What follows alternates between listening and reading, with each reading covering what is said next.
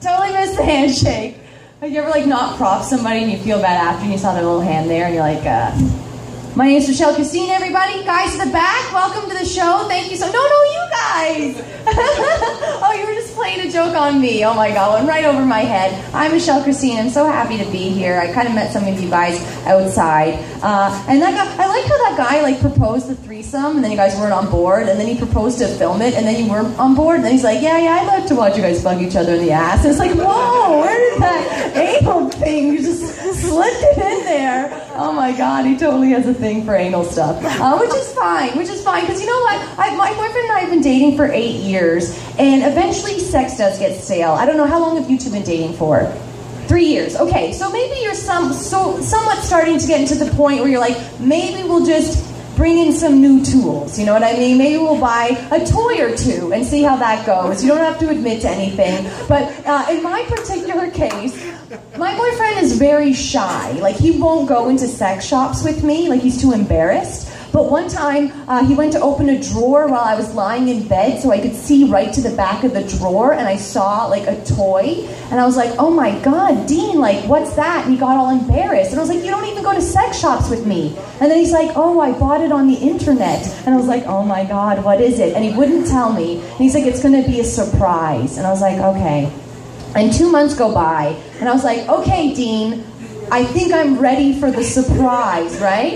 And it was anal beads. That's what it was. That's what the surprise was. Yeah, and so they're bigger as they go down. I don't know if you've ever used them before, but they're an interesting thing to use. And it was my birthday a few weeks ago, so I got a birthday beating is what I got. That's what we did. We busted them out for the 3rd time on my birthday, right? And the thing about what I've heard about guys, I'm not a guy, I don't have a penis, I don't quite know, is that sometimes maybe you'll get like deep into porn and watch like really weird stuff, but then after you come, you're like, oh man, like what was I? Like I'm kind of ashamed of myself. This just seems disgusting right now, right? And so this is why I think that's true. One, because this guy's laughing and clapping. That's always a good giveaway. And the other reason is because, so yeah, I'm getting my birthday beating. He's put a couple beads in there, a couple more, right? And then he puts his penis in my vagina, right? And I think because he could feel the beads in my butt, it was like a nice sensation, and he came super fast.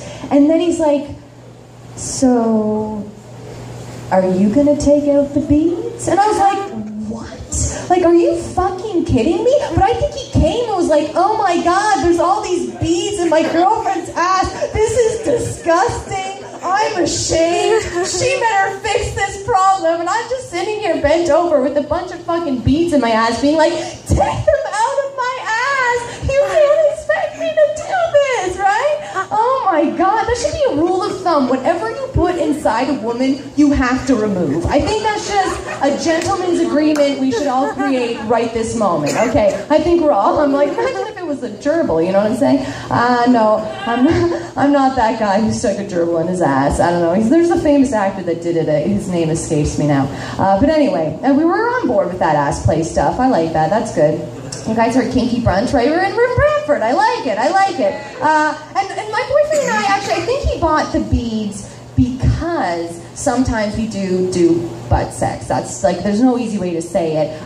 There's no easy way to seem like a classy broad too, being like, well, sometimes I do take a penis where I shit. Like, there's no real classy way of just saying it, so you might as well just be open with it. Anyways, and my boyfriend, like, he was good about it. Most girls actually don't like butt sex, and this is why. Like, they're drunk, their boyfriend's drunk, and he's staring at her butt being like, babe, just let me stick it in your ass this one time, right? And the girl's drunk, passed over, like, she's like this, and she's just like, okay, just fucking do it, just fucking go for it. And he shoves in his dick, and then there's blood in her poo for a week, and she's like, I'm never doing this again, right? You cannot do that if you want to open the door to butt sex with your partner, okay? If you want to have it successfully, you need 2 things. You need a lot of lube and a lot of trust, and it's 1 finger, 2 fingers, 3 fingers, then your penis, right? Because yeah, if you think about it,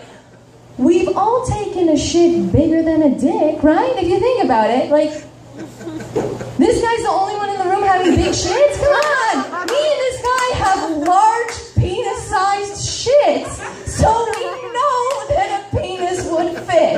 if you do the math, I think it's called reverse trigonometry. That's the science behind it. But no, you just have to loosen up the sphincter. That's all you gotta do. And who knew a joke about loosening up sphincters could tighten everyone's in this room? It's amazing. It's the power of comedy. It really is. I like you guys. I'm happy I'm in Brantford. This is good. And let's give a round of applause for Destiny putting this whole show together. It's nice meeting someone for the first time. I do always appreciate coming out of town where you guys are always so fun and attentive and stuff. I'm going to stop talking about my butt a little bit. I'm going to go a bit highbrow, right? You got to mix the lowbrow and the highbrow. Because I actually did a whole environmental studies degree at the University of Waterloo. And I wrote 0 environmental studies jokes in the 3 years I've been doing comedy because it's hard, right? I wanted to write a joke about fracking, right? That sizzling, hilarious topic of fracking, you know what I mean? Those jokes that Dave Chappelle's just slamming over New York City about fracking. But no, nobody makes jokes about them because it's hard, right? Butt jokes are easy, right? We all have butts. I'll actually say one more butt joke before I try to attempt a higher brow joke because I just thought of this. My boyfriend sticks beads in my ass, his fingers, and his penis. However, he said I was never allowed to put one of my fingers in his butt. And I was like, yeah, this guy's shaking his head. It's like, no. But you know what? The only reason I want to finger his ass is because he says I can't. And I was like, you know what I want to do so badly now? I cannot. I just want him so bad. Anyway, and he never asked me permission the first time he stuck a finger inside, right? So I was like, you know what? I'm going to give him a little bit of a blowjob, right? And I'm just going to stick it in one time. But you can't really surprise someone if you don't know what you're doing. So I have a finger, I have a butt, right? So I went to the bathroom and I was like, all right, how hard is this going to be? And I put my finger to my butt and I pushed and I couldn't get it in. And I was like, oh my God, this is so tight. This is nothing like our vaginas, ladies. You know how you just throw a tampon in there and you're like, woo!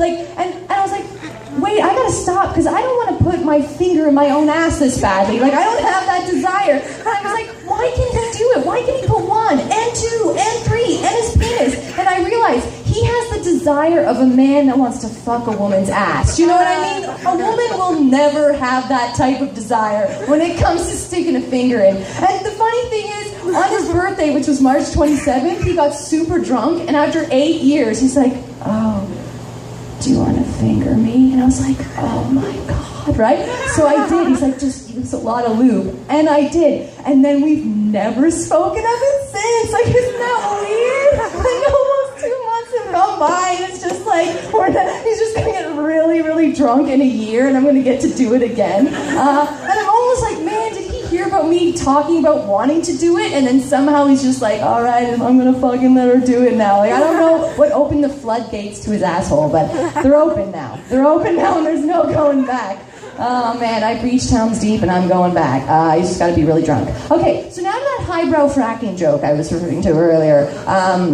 Okay, now this is, if you don't know what fracking is, it's basically a process where they put pressurized water deep within the earth, mixed with a lot of toxic chemicals, and it cracks rocks, and that releases natural gas. So it's a way to create energy, right? But then people who have wells close to this, they can light their well water on fire because of all the chemical contamination, and that's gross. That's super gross. And then I read an article that said that fracking companies creating pink drill bits in support of breast cancer. And I was like, I don't really like that idea, right?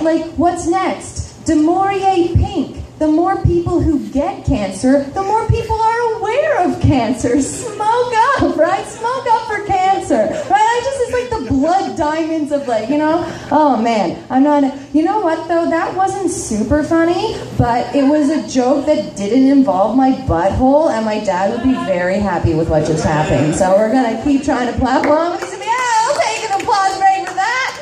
A joke. Now these guys miss all my butthole stuff, and they're gonna be like, wow, this broad is really classy on stage. And I'm just like, you just missed it. You missed all of this craziness. And I had a botched pap recently. That happened in my life. And I don't know if you guys know what paps are, but it's where a woman, have you had one before? Okay. They're not a fun time. You're not like, woo, I'm having a pap. the doctor sticks something in your vagina, widens it, and then puts a stick in there and then swabs it around to get like a sampling of your cervix. That's what it is, right? And I made the mistake of going in for my physical and being like, oh yeah, I'm trying to be a stand-up comedian. And the doctor's like, oh, tell me a joke. And I was like, oh, I knew I was ovulating today because I was looking forward to my pap with my doctor. And he's like, oh, he was so horrified because he's this like Asian man who's like old with a wife and children. And he's just so like creeped out because he's about to stick something in my vagina. And I just flirted with him. Like, that is not what you do with your doctor. When you, like, imagine you're about to get your prostate checked and you're just like, oh, I knew it was going to be a good day because I was getting my prostate with my doctor. And he's like, oh my God, like trying to like stick it in so light. Anyway, so he stuck in this stick and just swabbed it around so he could get it done with as fast as possible. And then I was like in pain for a week. And basically, that's why we started using the beads again, guys. Was because like you can't go in one way, but you can go in the other. Okay, all right. I'm gonna try to go highbrow again because I'm just really seeming like I'm just horny all the time, which is true and untrue. Okay, this is what I've been doing a lot recently. Like, has any of you ever had like a job and then you asked for some time off and then the job didn't hire you back? I don't know if that's ever happened to you. I had this job at the police impound. Do you ever get your cars towed in Brantford ever? Like, if you park illegally? You're allowed to park everywhere. Oh, okay. This is where I should move then. Because in Toronto, if you park during rush hour on a certain street, your car gets towed. And then you have to pay $260 to get your car back. It's like in car jail. So I used to work at the car place where people are coming in and they're super pissed off, right? Like, one guy came in, he's like, all ticket officers are faggots. And I was like, oh my gosh, sir. And he's like, oh, no offense to homos. And I was like, but he was a bigot that was trying, so I should give him a few brownie points, right, you know? And then a few days into working there, this woman calls me, and she's like, you fucking stole my car. And I was like, ma'am, I did not steal your car. She's like, the next time something bad happens to you, you remember me. And I was like, oh my God, ma'am, did you just curse me? And she was like, Michelle? And I was like, Jessica? It was my boyfriend's mother, right? What a fucking fluke, I know. Like, I always knew she was a bitch. I did. I didn't know she was such a cunt, though. You learn that, right? She thought she was talking to a stranger. What a cunt. And some people don't laugh when I say that, but it's because they're too young to have in-laws. Like, how does his mother treat you? She's really nice. She buys me lots of things, actually. Oh, fuck, they're not all cunty. Oh my God, maybe I need to move to Brantford. I don't know. Is it because you're a fuck up and she's great, or like, what's the reason she's so nice to her? No, I'm just kidding. I'm sure you're amazing. I'm sure that you're not the one that has someone that's settling. I'm not trying to throw that out there. I'm just kidding. I'm actually totally kidding. I think you guys are lovely. I'm just totally trying to shit on your relationship because your mother's a wonderful person, and I'm very jealous of that. No. And so anyway, I worked at the police impound for a month. And then I asked for 3 months off to go on a comedy tour. And when I came back, they did not want me back. So that's just not a good way to stay employed. It's like, I'll work for a month and then leave for 3 months.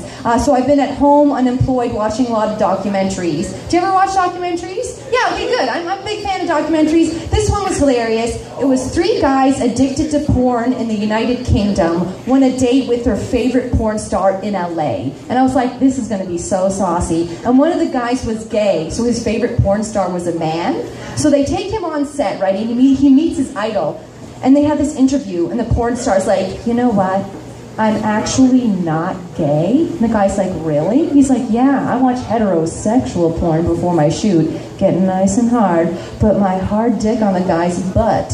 They cut to his face in ecstasy, and I actually never even penetrate the man. And then they interview the fan, he's just like, I just cannot believe that he was shorter than I thought he was in real life. That's the only thing he cared about. I was like, oh my God. He's just like, oh, he Tom Cruised me. I thought he'd be 6'3". I was just like, oh my God. Like, gay guys in their vanity. It's adorable. It is. And then to try to scare these guys straight, they're like, you know what, we'll take you to this new girl audition and you'll see this seedy side of porn, right? So all these young girls come in, take off their clothes, and then they tell them who they are, and then the girls have to sit and watch this marathon of sex for 4 hours to see what it's like to have sex publicly. And one of the girls was so disgusted. She was only 19. And then all the comments on the documentary were like, that girl, she didn't go into porn, she saw the light. But then the next comment was, nope, we found her. She goes by Ginger L now. And then there was a link, and I was like, oh, I feel like I know this girl. I should click on the link. And so I clicked on it, and I was like, oh my God, look how much Ginger L has grown. She's sucking a dick like she still has a soul. Good for her. She's an actress now too. That's how far she's come.